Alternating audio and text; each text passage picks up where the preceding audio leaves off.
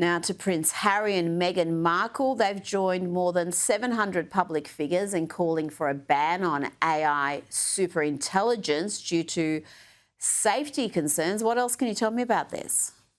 Here's what I can tell you, Rita. Never forget, in 2020, Prince Harry was tricked during a phone call with two Russian pranksters posing as Greta Thunberg and her father. During the call, he told them Donald Trump had blood on his hands and awkwardly distanced himself from Prince Andrew.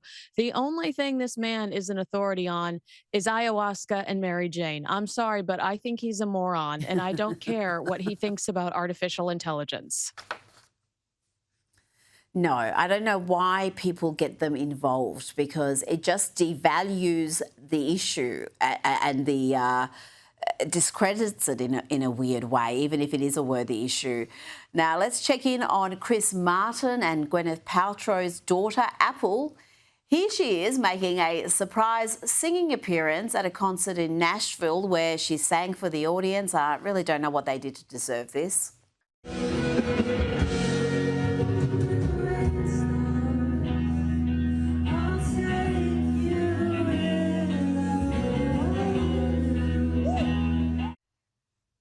Kinsey, who's going to tell this Nepo baby the truth?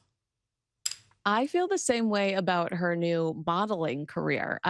Obviously, Apple Oh, Martin yes. benefits from being the daughter of Gwyneth Paltrow and Chris Martin, and that name opens doors in both music and fashion. But once she steps through them, the industry can be brutal if the talent or work ethic isn't there. Nepo babies may get early access, but long term success still depends on genuine ability. Apple will have to prove she's more than just a famous name, and she's also going to have to shake her mean girl reputation. Oh, I wasn't aware of that. I did see some clips she had posted to social media, and she was just uniquely unlikable in them. And this was stuff that she'd recorded herself and she was sharing. And I was like, again, someone in her orbit isn't telling her the truth.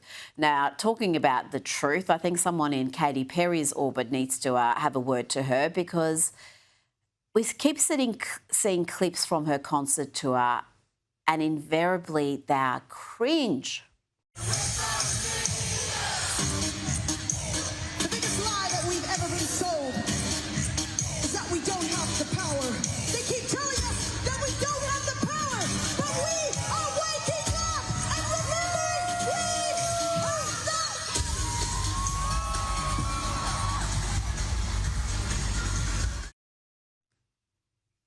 Kinsey, I don't have the words. She's so cool. She's such an astronaut. I mean, screaming, "We have the power." Katie, you're the 1% dating a former government official. Katie's out here telling us to fight the power. Meanwhile, she's literally kissing it goodnight. I cannot take this woman seriously. Now, actor Jeff Daniels, you remember him from Dumb and Dumber. He starred in that with Jim Carrey. He's been mercilessly mocked after belting out a ditty in support of the No Kings protest. Have a look at this. This was on Nicole Wallace's MSNBC show. This crazy world's gone crazy. Who am I to judge? It's nice to know in a world full of hate, there's someone out there still making love. Oh dear, that was just weapon grade levels of cringe there, Kinsey. That was something else. I even felt bad for Nicole Wallace, who's horrible, but I felt bad for her because she had to sit there and smile. Yeah. I mean, this man who used to be an incredible entertainer, I loved the newsroom, is out here promoting his one-man show through this media that he's doing, alienating 50% of his potential audience. Fans come for the art, not the politics. That's why they're turning their backs on Hollywood. When will Hollywood learn that lesson? Because they seem to be oblivious to the fact that they are just turning off half the population, and more than that, there would be plenty of people who perhaps aren't political or even might agree with their politics, but it's the last thing you want to hear from your celebrities. Just stick to what you're good at. Now, Michelle Obama, she's talking everywhere. She's appearing on podcasts, including her own, and she's given some parenting advice, spruiking the importance of showing your children that you're capable of struggling and you have flaws. You know, if I were one of Michelle Obama's daughters, I would kindly suggest that oversharing might be one of her flaws. At this point, Michelle Obama's podcast sounds less like a guru and more like the Real Housewives of Pennsylvania Avenue. I'm over it. Every week, you and I have something to talk about, and it's not necessarily anything that's edifying.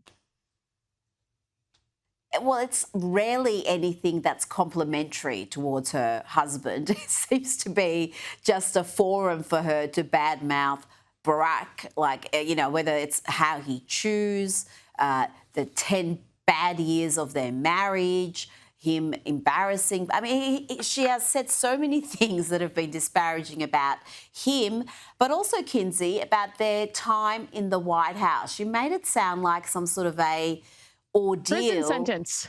Complaining about prison sentence, complained about having to pay for her own food at times.